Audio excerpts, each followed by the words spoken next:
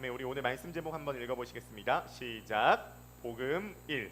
네, 오늘 복음 1입니다. 에베소서 1장을 바탕으로 복음에 대해서 함께 나누고요. 다음 주에는 에베소서 2장을 바탕으로 복음 2를 나누어 보도록 하겠습니다. 근데 지금 제가 굉장히 당황스럽습니다. 왜 당황스럽냐면요. 성경이 말하고자 하는 복음은요. 너무 큰 이야기, 너무 영광스러운 이야기, 너무 거대한 이야기인데 이 복음을 전하고자 하는 제 언어와 지식과 경험은 너무 제한적입니다. 여러분들도 이 복음이 너무 큰데 이해하는 여러분들의 이해력이 너무 제한적이에요. 그래서 하나님께서 말씀하시고자 하는 것은 창세 전부터 시작해서 종말 이후까지 엄청난 걸 다루고 있는데 우리는 아주 그냥 개미 똥구멍처럼 이렇게 조그만한 그 시간을 살아가고 지혜를 갖고 있으니까 이게 이해하기가 어렵다 그 말입니다.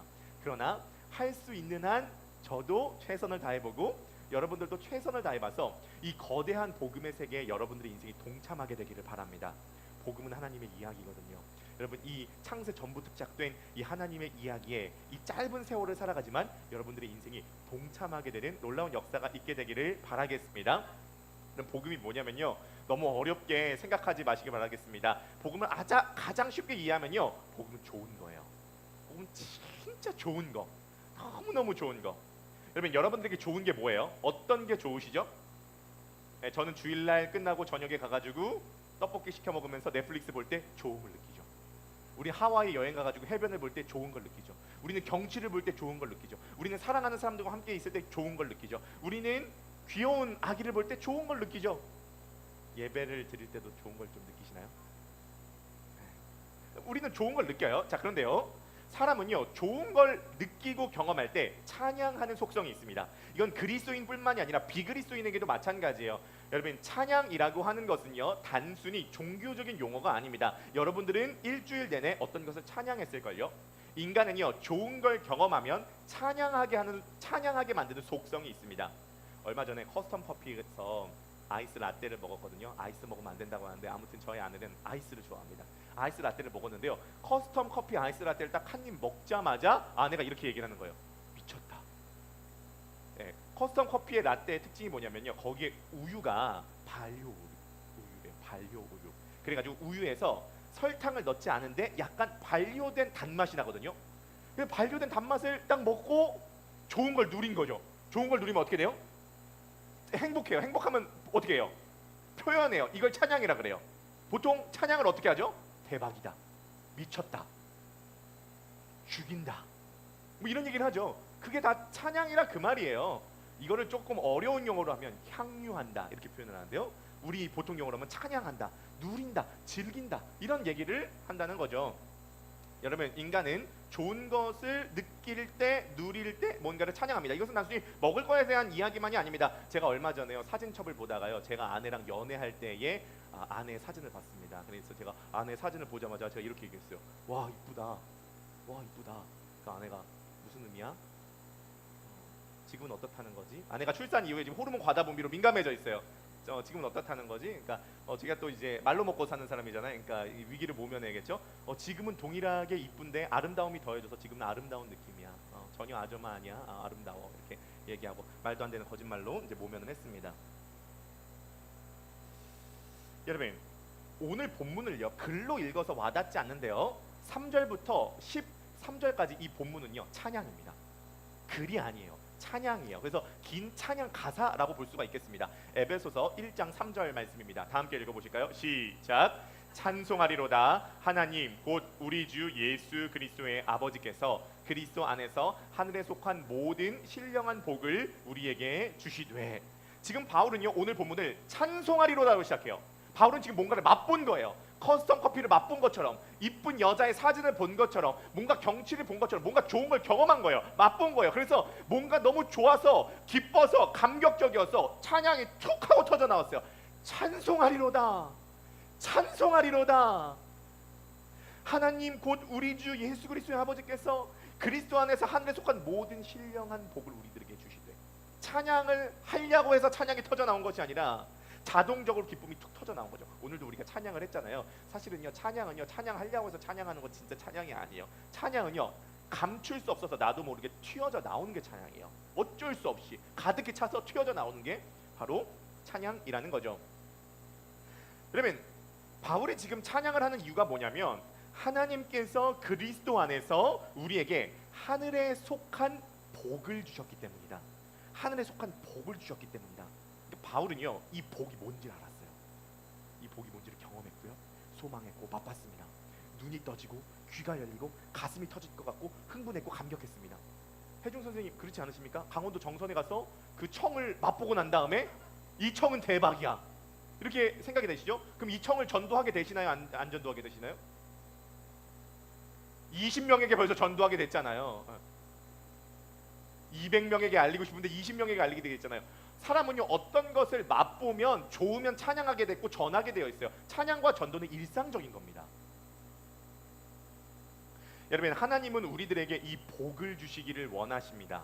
그것도 찬양이 주체할 수 없게 터져나오도록 복을 주시기를 원하세요. 자, 그러면 우리가 뭘 알아야 되냐면 이 복의 내용이 뭔지를 알아야 될 거 아닙니까? 이 복의 내용이 뭔지를 알아야 되지 않겠습니까? 바울이 뭔가를 찬양했다면 무엇을 맛보고 경험했기에 찬양이 터져나오게 됐겠죠? 그러면 오늘 우리에게 주어진 이 복이 무엇인지를 함께 추적해 보도록 하겠습니다. 이것이 오늘 복음의 내용이겠죠. 그래서 오늘 바라기는 예배를 다 드리고 찬양할 때 여러분들 안에서 이 복음이 충만해서 찬양이 입에서 터져 나오게 되기를 주님의 이름으로 간절히 축복합니다. 자, 그러면 그 복의 내용이 이제부터 1장에 쭉 펼쳐져 나오는데요. 먼저 첫 번째 복입니다. 5절을 보시도록 하겠습니다. 5절 함께 읽어보실까요? 시작. 그 기쁘신 뜻대로 우리를 예정하사 예수 그리스도로 말미암아 자기의 아들들이 되게 하셨으니. 자, 첫 번째 복은 뭐냐면요, 예수 그리스도로 말미암아 자기의 아들들이 되게 하셨다. 그러니까 하나님이 예수 그리스도로 말미암아 우리를 자녀 삼아 주셨다는 겁니다. 이것이 가장 큰 복이래요. 여러분, 그런데 사실은 이것은 우리가 원하는 복이 아니죠. 우리가 원하는 복은 뭐예요? 하나님의 아들들이 되는 것이 아니라 우리가 원하는 복은 자기 전에 2분 동안만 상상하죠. 주여 30억만 주옵소서. 30억만 있으면 일 안 하고 저도 착하게 살면서 신앙생활하고 편안하게 살 수 있을 것 같습니다. 주여 저에게 남자를 주옵소서. 많은 남자 필요 없습니다. 잘생긴 남자 필요 없습니다. 저보다 키가 10cm만 더 크고 그리고 매너 있고 유머러스하고 대화 통하고 신앙의 깊이가 있되 신앙의 깊이는 복음의 뿌리 내려야 하며 다정하고 그 다음에 자기 직업을 갖고 있지만 그 직업 정신이 투철한 요 정도만 바라. 없다고 뭐 그런 거 원하죠. 우리가 원하는 복은 보통 그런 거예요, 우리 삶 속에서요. 근데 여러분 한번 생각을 해보세요. 진짜 복은요, 일회적인 복이 아니라 지속적인 관계 맺음이죠. 진짜 복은요, 지속적인 관계 맺음입니다. 제가 교제하고 있는 목사님 중에 한 분이 입양을 하셨거든요. 그러니까 배로 난 아이가 3명이고요. 막내를 입양하셨어요. 막내를 입양할 때 그걸 저한테 들려주시는데요. 고아원에 가가지고 이제 5살짜리 되는 막내를 입양하셨어요. 4살인가 5살인가. 걔를 데리고 처음에 간 집이 순댓국 집이었대요. 근데 그 4살짜리 애가 순댓국 한 그릇을 다 먹더래. 얘가 마음이 고팠던 건지 안심이 됐던 건지 순대를 골라주는데 순댓국 한 그릇 다 먹고 집으로 온 거예요. 사모님이 고생하셨죠. 사모님이 첫째, 둘째, 셋째를 다 키워놓고 이제 좀 쉬게 됐는데 4살짜리 애를 입양해서 또 키우게 된 겁니다. 근데 어느 날 이 7살짜리, 그러니까 4살짜리 애가 7살이 됐을 때 이름이 이루거든요. 이루가 가족 사진을 보게 되는 거예요. 그 가족 사진에 자기가 없는 거예요. 그걸 보고 얘가 오열을 하는 거예요. 엄마, 여긴 내가 없어. 형도 있고 누나도 있고 아빠도 있고 엄마도 있는데 내가 없어. 막 오열을 하는 거예요. 그 어린애도 버려짐과 소외에 대한 아픔을 알더라고요. 내가 없어. 그러니까 엄마가 설명을 해주는 거예요. 이루야, 이 사진은 너가 우리 집에 오기 전에 찍은 사진이라 그래. 너가 우리 집에 오기 전에 찍은 사진이어서 너가 없는 거야. 우리 같이 가족 사진 찍자. 이루야, 너도 이제 우리 가족이야. 엄마가 너 너무 사랑해. 이루가 그때부터 그 가족 안에서 배로 난 자식만큼, 아니 그 이상으로 사랑을 받으며 자라나게 됐습니다. 온 집안의 귀염둥이가 됐어요. 제가 그 교회 갔을 때 제가 이루를 실제로 봤거든요. 걔 들어올 때 목양실에 노크도 안 하고 들어와요. 아빠 하고 들어옵니다. 그러면요, 얘가 지금 초등학교 5학년이가 그런데 얼굴이 시뻘개져가지고 온 교회를 막 뛰면서 돌아다녀요. 아빠 하고 들어왔는데 이 이루가 신발끈이 풀려져 있더라고요. 그래서 이 목사님이 딱 무릎을 꿇고 이루 신발끈을 이렇게 묶어주고 이루를 다 안아주는데 거기서 칭함이 느껴지는 겁니다. 우리 사진 한번 보여주겠습니까? 맨 오른쪽에 있는 얘가 이루예요. 이제 커서 교회에서 찬양팀도 함께 활동을 하고 있습니다. 내 배 아파서 낳은 자식만큼이나 사랑으로 키운 거죠. 여러분 만약에요 일회적인 복을 줬어요. 이건 뭐죠? 고아원에 가가지고 헬로 카봇 장난감 세트를 줬습니다. 그리고 그 사람은 떠나갔어요. 그러면요 그 순간 헬로 카봇 장난감 세트를 받을 때는 뭔가 기분이 좋지만 지속적인 관계가 없이 일회적인 복은요 뭔가 쓸쓸합니다.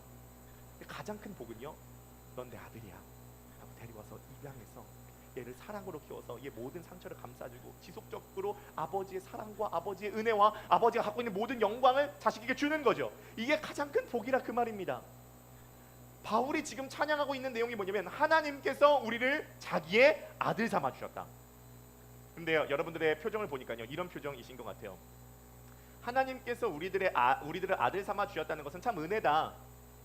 근데 그게 와닿지 않는다. 그 목사님처럼 그 아들 이루를 챙겨주고 사랑해주고 순댓국 먹여주는 그런 것처럼 하나님께서 나를 챙겨주신다는 걸 내가 느끼면 복이라고 인정하겠다. 이게 안 느껴진다 그 말입니다.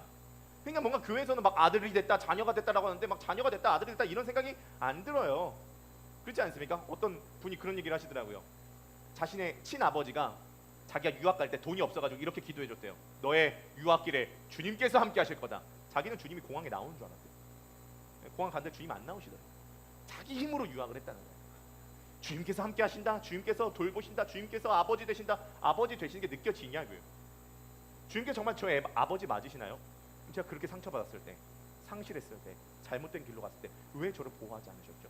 왜 그걸 막지 않으셨죠? 왜 저에게 먹이지 않으셨죠? 라고 하는 합리적인 질문이 우리 가운데 든다 그 말입니다. 사실은요 부모님이라고 하면은 자식에게 굉장히 관심이 있지 않나요? 근데 하나님을 생각하면 어떤 느낌이 드냐면은 너무 아버지가 무심해. 집 나가서 집에 안 들어와. 아니 나갔다가 들어와가지고 자식을 봐줘야 되는데 집에 안 들어. 하나님은 부재중. 제가요 자식을 낳으니까요 조리원에 이제 2주 동안 있다가 요번 주에 아기가 퇴소를 했는데 제가 이제 그 아기가 저랑 같이 있을 때 있고 다른 아기들이랑 쭉 있을 때가 있잖아요. 그러면 제가 방에 있을 때 아기 울음소리가 들리거든요. 그러면요 이게 지금 내 아기 울음소리인지 다른 아기 울음소리인지 분별이 되더라고. 이게 내 아기 울음소리구나. 아 이게 옆집 그 저기 튼튼이 울음소리구나. 복음이 울음소리. 이 구별이 돼요. 자식 다 키우신 부모님들께서 아이고 이제 시작한 목사님이 이제 번데기 앞에서 주름 잡는 이런 표정으로 보고 계시는데 그렇지 않습니까? 자식에 대해서는 그 관심과 사랑이 집중되는데 하나님이 우리 자녀 삼아 주셨다고 하는데 이게 관심과 사랑이 집중되는 게 안 느껴진다는 말입니다. 그죠? 정상적인 부모라면 결국 부재할 수 없죠. 하나님 우리 자식 삼아 주셨는데 왜 집에 안 들어오세요? 여러분 이 문제에 대해서 잠깐만 생각해 보도록 하겠습니다. 여러분 어릴수록 잘 인지가 되지 않는 게 있습니다. 그게 뭐냐면 부모가 나를 위해서 어떤 헌신을 해주셨는지 물론 완벽하지 않죠. 그러나 부모가 나를 위해서 어떤 헌신을 해주셨는지 잘 인지되지 못하는 경우가 있습니다. 아닌데요 목사님 저는 제 힘으로 여기까지 왔는데요. 뭐 혼자 기저귀 갈아서 왔냐고 여기까지. 누가 기저귀 갈아줬으니까 여기까지 살아있었을 거 아니에요. 여러분 희한하게도요 사랑은요 돌이켜 봐야지만이 경험되는 속성이 있습니다. 그때 당시에는요 그게 사랑인지 몰랐어. 근데 돌이켜 보니까 내가 내 눈에 보이는 것만이 다가 아니라는 것을 점점 알게 되는 거예요. 아 내가 내 눈에 보이는 것만 사랑이고 사랑이 아니라고 생각하는데 내 눈에 보이지 않는 곳 속에서 엄청나게 많은 헌신과 사랑이 있었기에 내가 여태까지 존재할 수 있었구나라는 것을 경험하게 되는 거죠. 그러니까 부모가 되면서 부모의 헌신과 사랑을 조금 더 이해하게 되는 것처럼 우리가 성숙해지면서 내가 인지하지 못했을 때도 내가 사랑을 많이 받았구나를 경험을 할 수가 있게 된다는 거죠. 여러분 꼭 기억하세요. 눈에 보이는 헌신보다 눈에 보이지 않는 곳 속에서 상당히 많은 헌신이 있었다는 겁니다. 그러니까 아내가요 저랑 여행을 가면요 항상 말하는 게 있어요. 뭐를 말하냐면요 너무 행복한데 너무 슬프대요. 행복한 거는 당신이랑 같이 여행 와가지고 너무 행복하고 너무 즐겁고 이 시간이 안 끝났으면 좋겠는데 나 한편으로 너무 슬퍼요. 왜 슬퍼? 수영장이 있는 호텔을 예약하는 게 이렇게 어려운 건지 몰랐어요. 이렇게 좋은 렌트카가 비싼 건지 몰랐어요.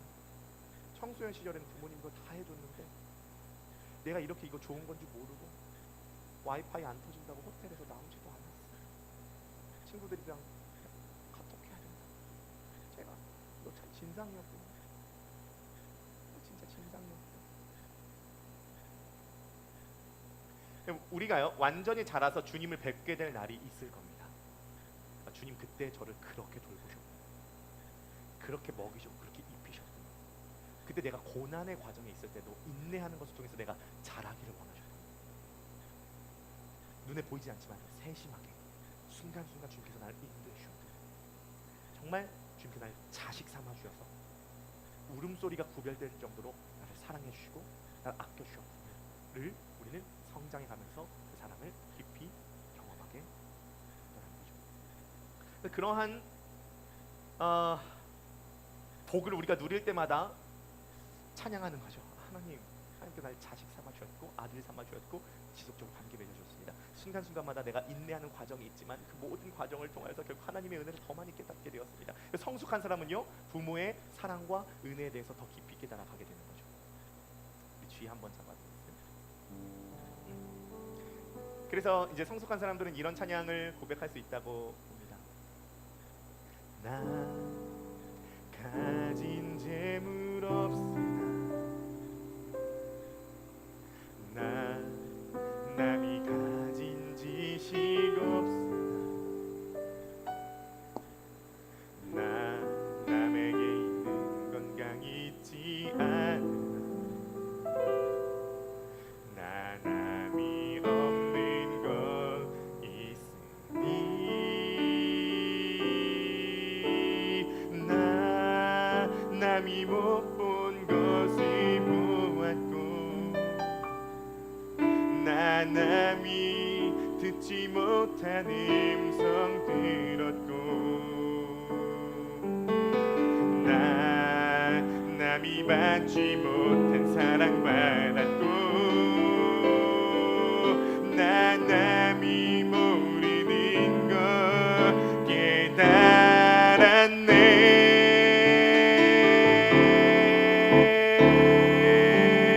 공평하신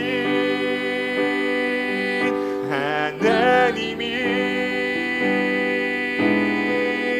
나 남이 가진 건 나 없지만 공평하신 하나님이 나 남이 없는 것 같게 하셨네. 나 남이 못 본 것을 보았고 나 남이 못 본 것을 보았고 나 남이 듣지 못한 음성 들었고 나 남이 받지 못한 사랑 받았고 나 남이 모르는 것 깨달았네. 공평하신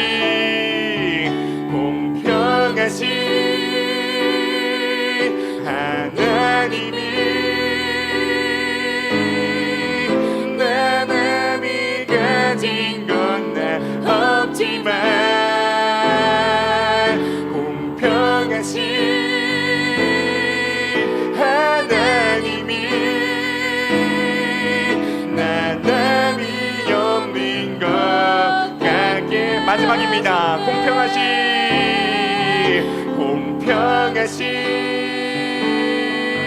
하나님이 나 남이 가진 건 나 없지만 공평하신 하나님이 나 남이 없는 것 같게 하셨네.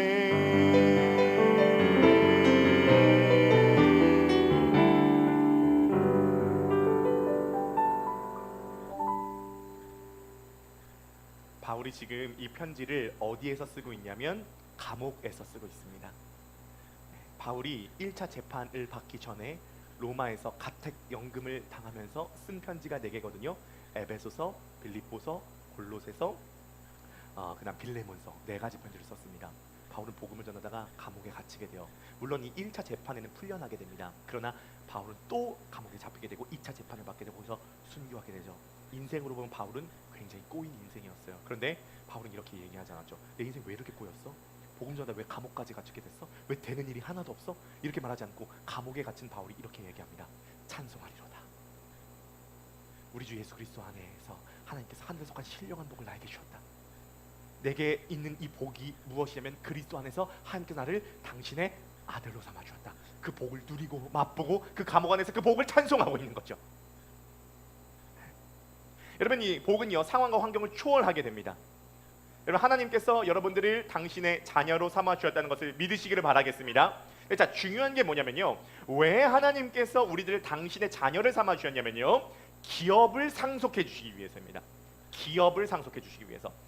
에베소서 1장 18절 한번 읽어보실까요? 시작. 마음의 눈을, 에베소서 1장 18절 시작. 마음의 눈을 밝혀주셔서 하나님의 부르심에 속한 소망이 무엇이며 성도들에게 베푸시는 하나님의 영광스러운 상속이 얼마나 풍성한지를 여러분이 알게 되기를 바랍니다. 아멘.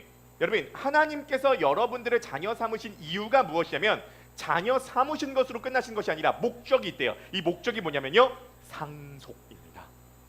근데 그 상속이 얼마나 대단하냐면 바울이 에베소 1장에서 계속 이 기업의 상속은 풍성합니다. 이 영광은 풍성합니다. 여러분들이 제발 이것을 알아야 됩니다. 여러분들을 자녀 삼아 주신 이유는 하나님께서 그 영광스러운 기업을 상속해 주시기 위하시기 때문입니다 라고 이야기를 하는 거죠. 여러분, 여러분들은요 하나님의 자녀일 뿐만이 아니라 하나님의 상속자이십니다. 자, 예를 들어 보도록 하겠습니다. 여러분들이 만약에 30년 전으로 돌아간다면 여러분들은 어떤 행동을 하시겠습니까?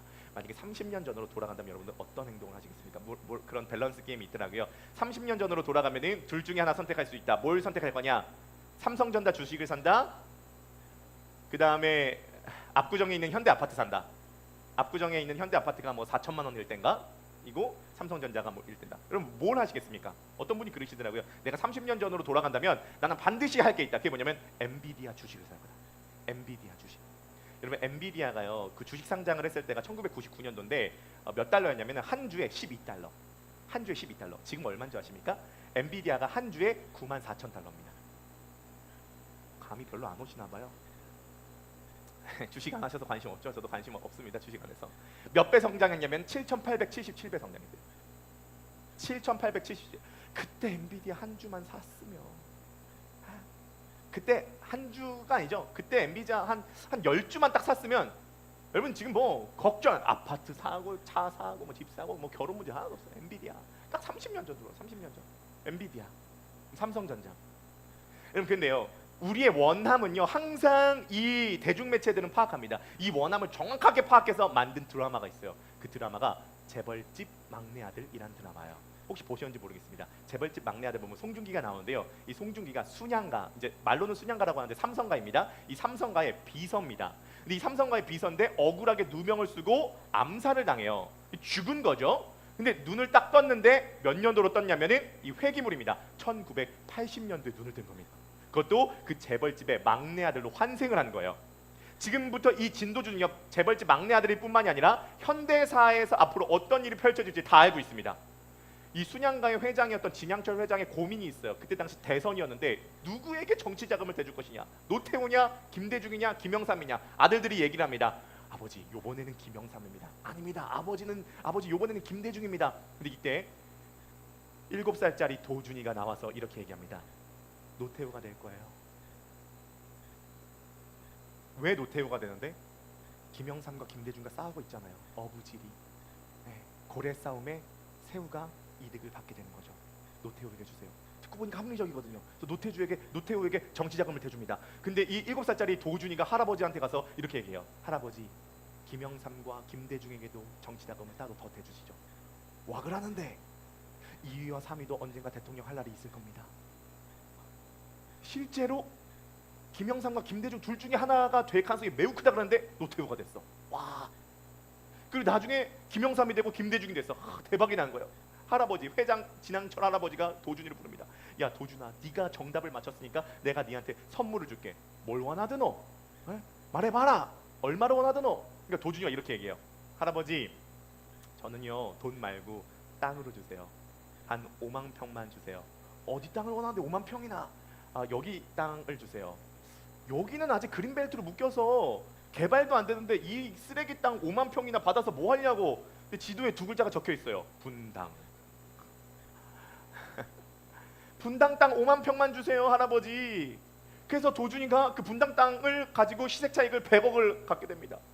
그 100억을 가지고 도준이가 투자를 하게 돼요. 영화 투자를 하게 돼요. 사람들이 이렇게 얘기를 합니다. 아니 크리스마스 때 부모님이 다 가고 혼자 남아가지고 이 꼬마애가 도둑들이랑 싸우는 그런 영화를 누가 봅니까? 이거 봅니다. 나홀로 집에. 아니 남녀가 사랑하다가 배를 탔는데 배가 침몰한 걸 누가 봅니까? 타이타닉. 영화 투자하는 것만 대박이에요. 도준이를 볼 때 사람들이 예언자처럼 보기 시작하는 겁니다. 그리고 이제 도준이가 분당 땅과 영화 투자를 통해서 번 그 모든 돈을 가지고 한 스타트업 회사에 투자하게 되죠. 이름도 이상해요. 이상한 사업 아이템을 한대요. 아니 책을 온라인으로 판다는 거예요. 아니 책을 온라인으로 팔면 어떡해? 그것도 책을 온라인으로 팔면 책스러운 이름을 가져야지. 아마존이 뭐야? 아마존이 자신의 전 재산을 아마존에 투자하게 됩니다. 그걸 보면서 시청자들은 희열을 느끼는 거죠. 맞아 내가 저대로 돌아가면 나도 저렇게 했을 것 같아. 도주는 재벌집이 되는 겁니다. 바울이 말한 게 이거예요. 우리가 에베소서 1장에 별명을 붙이면 우리가 재벌집 막내 아들이라. 좀 상스러운 표현을 써서 죄송합니다. 이 기업은 앞으로 떡상할 기업입니다. 미래로부터 계시가 온 거예요. 앞으로 이렇게 될 거라고요. 여러분 아마존보다 분당보다 나홀로 지배보다 타이타닉보다 훨씬 더 떡상할 기업이 있다는 거예요. 그리고 그 기업이 다가오고 있고 여러분들은 그 기업의 상속자로서 준비되고 있다는 거죠. 제발 그걸 깨달아라. 그러니까요 도준이는요 미래를 알고 있기 때문에 순간순간마다 어려움이 오고 고난이 오는데요 그걸 의연하게 대처. 어차피 결론을 알고 있으니까. 어차피 IMF가 온다는 걸 알고 있고 어차피 이 영화는 뜬다는 걸 알고 있고 어차피 아마존 뜬다는 걸 알고 있어요. 그렇기 때문에 의연하게 대처해요. 그래서 너무 평온해요. 너무 담대해요. 너무 일처리를 잘해 나가요. 그러니까 사람들이 도준이를 볼 때 매력을 느껴요. 근데 바울이 얘기하는 게 뭐냐면은 그리스도인이 바로 이 진도준이라는 겁니다. 앞으로 우리들에게 올 기업이 있습니다. 그 기업은 풍성합니다. 영광스럽습니다. 위대합니다. 그러니까 바울이 이렇게 이야기하는 거죠. 어차피 망해가는 기업 모토로라 망했잖아요. 망해가는 기업에 마음을 쓰지 말고 세상 기업에 마음을 쓰지 않고 앞으로 부흥하게 될, 떡상하게 될, 위대하게 될 그 기업이 있다. 그걸 바라봐라. 여러분 주님께서 은혜의 풍성함 따라 우리들에게 그 기업을 상속해 주시기를 원하십니다. 저와 여러분들을 자녀 삼아 주신 이유는요 자녀 삼으시고 끝나신 것이 아니라 이 기업을 상속해 주시기 원하는 거죠. 자 그런데 문제가 있습니다. 어떤 문제가 있냐면 이 상속 과정 중에 법적인 문제가 생긴 겁니다. 여러분 하나님께서 이 영광스러운 자신의 기업을 상속해 주시고자 법적 절차를 밟고 있는데 물려줄 수 없는 상황에 놓이게 되었습니다. 바로 죄가 들어오게 된 거죠. 네, 이 부분에 대해서는 다음 주에 더 구체적으로 말씀을 드리고자 합니다. 그러나 간단하게만 말씀을 드리자면요 이 죄가 뭐냐라고 했을 때 이 죄는요 하나님에 대해서 죽은 상태입니다. 죄가 뭐라고요? 하나님에 대해서 죽은 상태, 이게 바로 죄입니다. 인간은요 하나님을 떠났을 때 하나님에 대해서 죽었습니다. 즉 하나님과의 관계가 끊어졌다는 거죠. 하나님과 관계가 끊어지면서 우리 안에 생겨난 어떤 정서가 있는데요. 어떤 정서가 있냐면 나는 무자격하다라는 정서가 들어오게 됐습니다. 하나님과 관계를 떠나면서 죄가 들어오면서 뭔지 모르게 난 무자격하다, 이 상속을 받게 난 무자격하다라고 하는 의식이 들어오게 되었어요. 여러분 현대인들도요 내가 죄를 지었다라고는 생각하지 않습니다. 내가 죄인이다라고 생각하진 않아요. 그러나 모든 현대인들 밑바닥에는요 나는 무자격하다라고 하는 그 의식이 있어요. 난 사랑받기에, 호감받기에, 상속을 물려받기에 무자격하다. 이게 그렇게 차 있습니다. 여러분 어떠십니까? 순간순간마다 우리가 그런 걸 느낀다니까요. 요즘에 젊은 청년들이나 청소년들이 보는 프로그램 중에 연애 프로그램 중에 솔로 지옥이라고 하는 연애 프로그램이 있어요. 뭔지 아세요? 뭔지 모르셔도 됩니다. 그러니까 남자 6명, 여자 6명이 무인도에서 홀딱 벗고 꼬시는 내용이에요. 다 벗진 않고 위통만 갑니다. 자 그러면요 거기서 보면요 남자들이 얼마나 잘생겼고 몸이 좋은지 몰라요. 여자들이 얼마나 이쁘고 몸이 쭉쭉 빵빵한지 모릅니다. 그러면요, 그 남자 여자들이 서로 대쉬하고 꼬셔요. 그럼 그걸 보면서요, 뭘 느끼냐면은, 아, 사람에게 사랑을 받으려면 저렇게 몸이 좋고 이뻐야 된다라고 하는 교육을 받거든요. 남자를 보면요, 남자 복근이 빨래판입니다. 남자 복근이 빨래판인데, 그럼 그걸 보면서 우리는 뭘 느끼냐면 무자격을 은근히 느끼거든요. 왜? 내 배는 완전 금강산이거든. 빨래판이 금강산이, 산맥이 있거든요. 내 배는요, 빨래판이 아니에요. 그러니까 그 사람들 얼굴 보다가 거울을 보니까 오징어가 있는 거예요. 그러니까 저렇게 생기고 저렇게 몸매가 좋지 않으면 이뻐질 수 없게, 아니, 그러니까 사랑받을 수 없겠구나라고 하는 무자격함이 우리 밑바닥에 쫙 깔려 있어요. 여러분, 저도요 7년째 옷을 안 사다가 이번 여름에 정말 오랜만에 7년 만에 옷을 샀거든요. 왜 옷을 샀냐면, 제가 옷을 사기 포기한 이유가 뭐냐면 제 머리가 빠지는 세입니다. 그러니까 저 스스로도, 아니 머리도 옷을 안 입었는데 몸만 잘 입으면 뭐하나, 뭐 이런 생각 때문에 옷을 안 입었거든요. 여러분, 우리는요 순간순간 각자 갖고 있는 상황에 맞춰서 무자격함을 느껴요. 계속 우리의 삶에 흠을 발견하고 그 흠으로 인해서 우리는 무자격함을 느낀다는 거죠. 여러분 생각해 보십시오. 과거를 돌아보시면요, 인생을 사시면서 여러분들 흠이 있지 않으십니까? 인생의 어느 분야에서 반드시 실패하셨을 겁니다.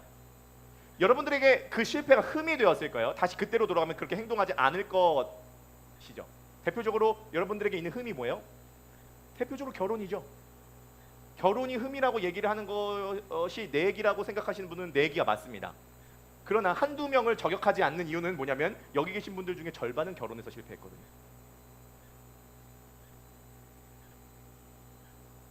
결혼해서 행복하게 오래오래 살았다는 디즈니에서만 본 거잖아요. 그럼 그게 내 흠이 됩니다.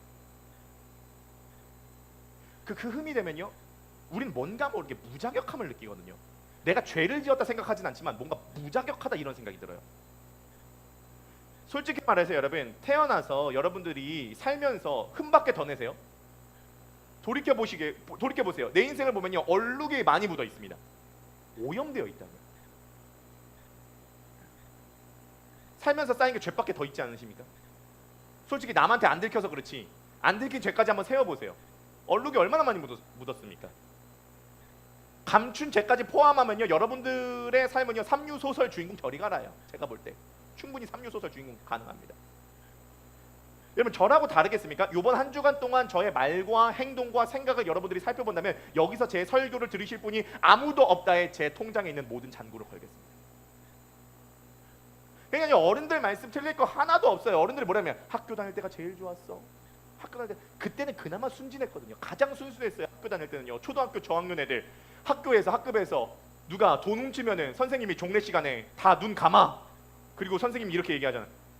난 누가 훔친지 범인을 알고 있다. 그러면요 순진하게 막 손 들고 막 좌수에서 광면 찾잖아요. 선생님 뭐 훔친 게 아니라요. 막 주순 거예요. 막 이러면서 애들 막 자수하잖아요. 근데 어른들은요 음흉해가지고요 자기 죄 감추기 잘하고요,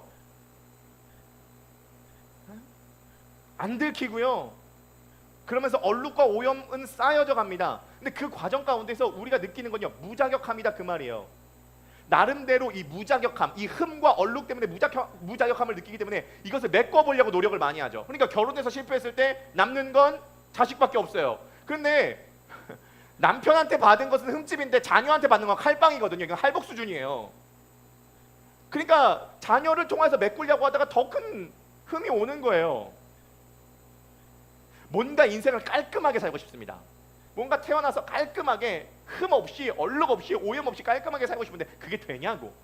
우리의 삶을 보면요 흠이 많고 얼룩이 많고 오염이 많고 흠이 이 칼자국이 많아요. 그렇기 때문에 우리도 모르게 내가 흠이 있는 그 영역에 들어가자마자 무자격함을 느껴요. 그 증거가 뭐냐면 위축되는 거예요. 뭔가 세상에서 위축돼요. 무자격함을 느껴요. 그래서 다른 것들로 이 내 무자격함을 메꿔보려고 하는 거죠. 내 백그라운드를 다시 세워보려고 하고요. 나도 실패한 인생 아니에요. 나도 여기 있어요. 나도 사랑받을 만해요. 라는 것을 엄청 소리칩니다. 다양한 방법을 통해서 각자 나름의 방법과 전략을 쓰죠. 모든 스토리는 내가 여기 존재한다는 아우성이거든요. 네, 여러분 열심히 노력하세요. 자녀도 열심히 키우시고 결혼도 잘 하시고 여러분들 일을 최선을 다하십시오. 그러나 여러분 꼭 기억하세요. 여러분들의 삶에 있는 모든 흠과 얼룩과 오염은 여러분들의 노력으로 메꿔지지 않습니다. 여러분들의 모든 흠과 오염과 얼룩은 여러분들의 노력으로 메꾸어지지 않습니다. 우리는 우리가 할 모든 노력을 다 해야 되겠지만 우린 또 얼룩이 질 거예요.